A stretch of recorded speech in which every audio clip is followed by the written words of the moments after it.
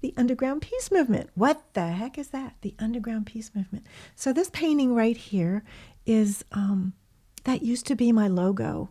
I just use that on my business cards. So the Cocker Spaniel is the first animal that I had, my dog, growing up from the time I was in kindergarten until just before I graduated high school. And that was Trixie. And then the bunny, that's Uncle Bun.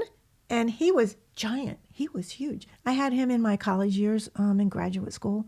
And then I went for many years without having an animal companion in my life. It was really hard, but my work took, I didn't have time to give to an animal. So the gray kitty is Cleo, and she came with my husband, or my husband came with her. And I'd never been around kitties, lived with kitties before.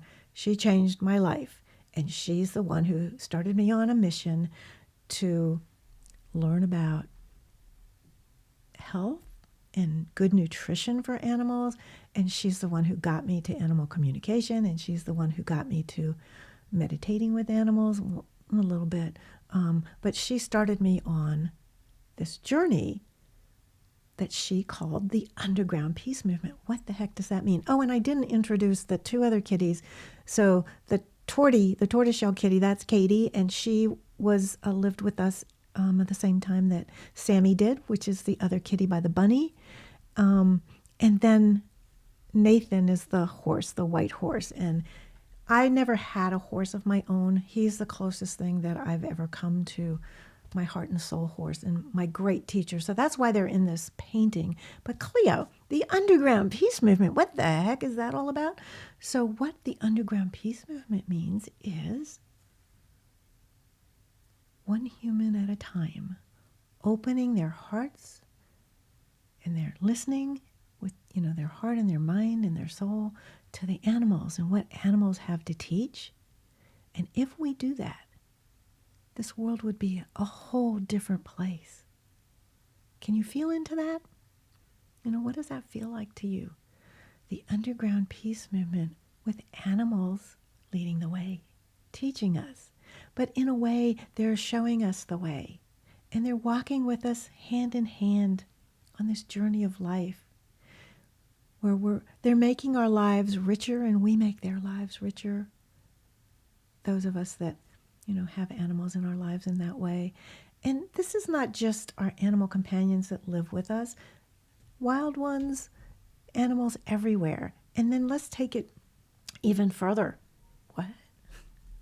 So the insects, the plant people, the plants, native people way back when called, the animals like the deer people and the mountain people and not the mountain people like humans, but the mountains. And everybody had a spirit and everybody had knowledge, wisdom.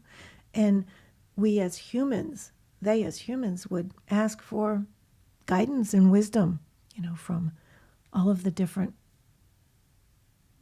kingdoms, the plant kingdom, the animal kingdom, all of nature, all that is. And then, of course, what's above, everything that's above. So that's kind of the underground peace movement.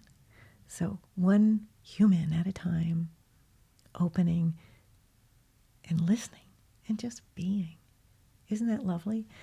And just maybe being inside or going outside and being in nature. It's so simple. It's like, well, what do I have to do? That sounds really complicated. It's so simple.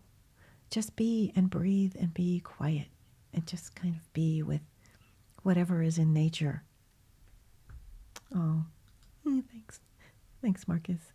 So, yeah, I love, so that, of course, was a teaching, not of course, but that the underground peace movement came from my kitty Cleo. So we open to the possibilities, and we might be really, really surprised at what they have to teach us and what we can learn from them. So that's like a short little summary about the underground peace movement,